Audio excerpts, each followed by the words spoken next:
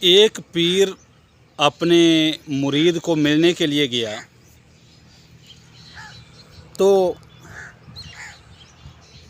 مرید نے پیر سے کہا کہ پیر جی بارش ہونی چاہیے، بارش کرو۔ تو پیر نے کہا کہ بارش تو کر دوں گا لیکن ایک بکرا لگے گا۔ تو مرید نے کہا ٹھیک ہے جی، بکرا ذبح کیا اور پیر کے سامنے رکھا۔ پیر کے ساتھ بہت سارے مرید بھی تھے، تو سب نے کھایا پیا۔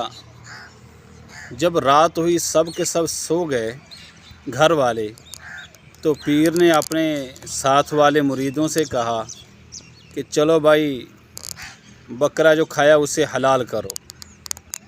انہوں نے کہا جی کیا کریں؟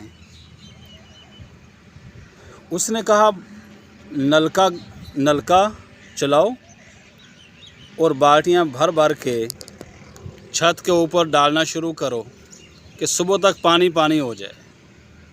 تو ساری رات لگے رہے، پانی ڈالتے رہے۔ صبح ہوئی تو سارا گھر میں پانی پانی۔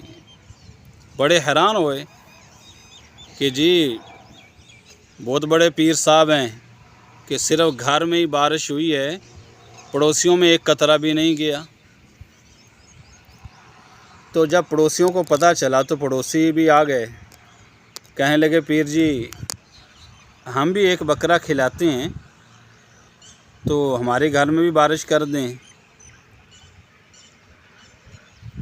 تو اب وہ پیر جو ہے وہ اس کے بارے میں سوچنے لگ گیا۔ تو مریدین نے پیر سے کہا پیر جی خبردار رہنا ہے کہ اگر آپ نے بکرے کی بات کی، کیونکہ بادل جو ہیں وہ رات سے تھکے پڑے ہیں بہت زیادہ۔